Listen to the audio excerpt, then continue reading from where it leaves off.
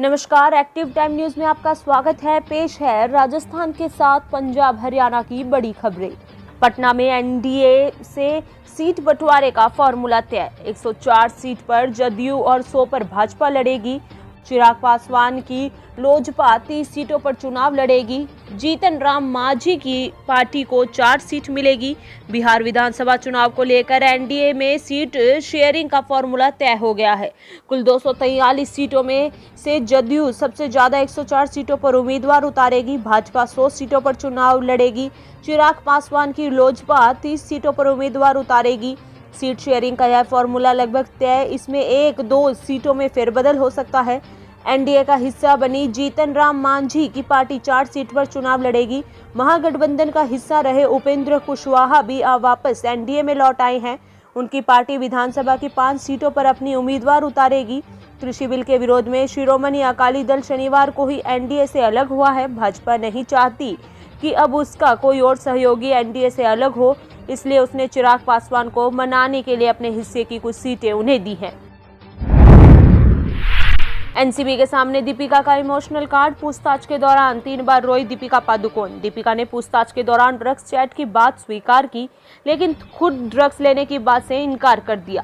NCB ने दीपिका पादुकोण से करीब 6 घंटे तक पूछताछ की। रिपोर्ट्स की माने तो सवाल जवाब के दौरान दीपिका 1 बार नहीं बल्कि 3 बार रो पड़ी थी।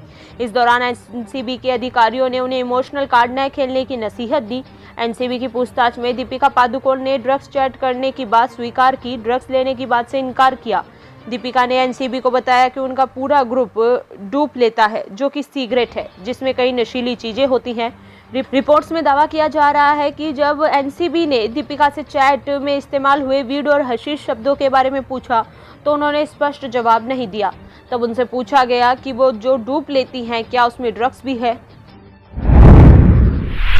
दिल्ली में पूर्व मंत्री जसवंत सिंह का 82 की उम्र में निधन। अटल सरकार में विदेश, रक्षा और वित्त तीनों पोर्टफोलियो संभाले। अटल सरकार में मंत्री रहे जसवंत सिंह 82 उम्र में का निधन हो गया। दिल्ली के आर्मी अस्पताल में उन्होंने अंतिम सांस ली। 25 जून को उन्हें दिल्ली के आर्मी अस्पताल में भर्ती कराया गया था। उनका मल्टी ऑर्गन डिस्फंक्शन सिंड्रोम का इलाज चल रहा था, यानी अंगों ने ठीक से काम करना बंद कर दिया था। राजनीति में आने से पहले जसवंत सेना में वे मेजर के पद पर रिटायर हुए। जोधपुर के फलोदी कस्बे की घटना। शादी समारोह में 2 परिवारों के बीच विवाद। पत्थरबाजी के बाद कार को आग के हवाले किया, 5 जख्मी। फलोदी क्षेत्र में विवाह समारोह के दौरान 2 परिवारों के बीच एक युवती को भगाकर ले जाने के चलते लंबे समय से विवाह समारोह का आयोजन में लड़के के पक्ष के लोग शिरकत करने पहुंचे, जिसके बाद अन्य पक्ष के लोग भी वहां पहुंच गए और दोनों गुट आमने सामने आ गए। दोनों में पहले तो जमकर पत्थरबाजी हुई। कुछ लोगों का दावा है कि फायरिंग भी की गई, लेकिन पुलिस ने इससे इनकार किया। इसके बाद गुस्साए लोगों ने एक गाड़ी को आग के हवाले कर दिया। फलोदी नगर पालिका की दमकल मौके पर पहुंची और आग को काबू में करने का प्रयास किया, लेकिन तब तक गाड़ी जलकर खाक हो गई। घटना में कुछ लोग घायल हुए, जिन्हें उपचार के लिए अस्पताल पहुंचाया। मौके पर बड़ी संख्या में पुलिस बल तैनात किया गया। फलोदी थाना अधिकारी सुरेश चौधरी को जब इस बात की सूचना मिली तो वे मौके पर पहुंचे और मध्य प्रदेश में 28 सीटों पर उपचुनाव। कांग्रेस ने 9 प्रत्याशियों की सूची जारी की। सुर्खी से पारुल साहू को टिकट मिला। अब तक 24 फाइनल हो चुके हैं। कांग्रेस ने दूसरी लिस्ट जारी कर दी, जिसमें सुर्खी से भाजपा के गोविंद सिंह के खिलाफ कांग्रेस ने पारुल साहू को मैदान में उतारा।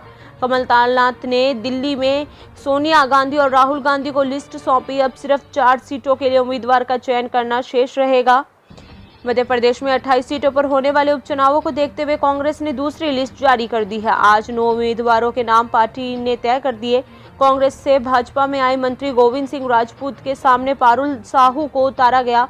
राजपूत को टिकट दिए जाने से नाराज होकर कुछ दिन पहले ही कांग्रेस में शामिल हुई। पार्टी अभी मुरैना समेत 4 सीटों के लिए कोई उम्मीदवार तय नहीं कर पाई। पार्टी 15 दिन पहले 15 प्रत्याशियों की पहली सूची जारी कर चुकी है। अब तक कुल 24 उम्मीदवारों के नाम तय हो चुके हैं। यह लिस्ट दिल्ली से फाइनल हुई है। पूर्व मुख्यमंत्री कमलनाथ इसके लिए दिल्ली गए हुए थे। वे एक सप्ताह में 2 बार इस संबंध में दिल्ली जा चुके हैं। हालांकि अभी भी 4 सीटों पर उम्मीदवार तय होना है।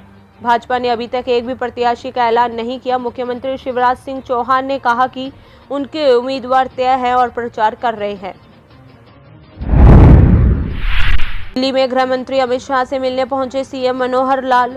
हरियाणा के सीएम मनोहर लाल खट्टर देश के गृह मंत्री अमित शाह से मिलने उनके आवास पर पहुंचे। इससे पहले सीएम ने अपनी चंडीगढ़ के सभी कार्यक्रम रद्द कर दिए।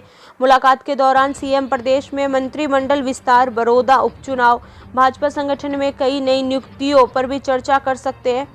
भाजपा के राष्ट्रीय अध्यक्ष जेपी नड्डा से मिले। इस दौरान उन्होंने संगठन को लेकर मंथन किया। प्रदेश में कुछ राजनीतिक नियुक्तियों को लेकर चर्चा हुई। अपने आसपास की खबरें देखने के लिए हमारे चैनल एक्टिव टाइम न्यूज़ को सब्सक्राइब करें और बेल आइकन को प्रेस करना ना भूलें।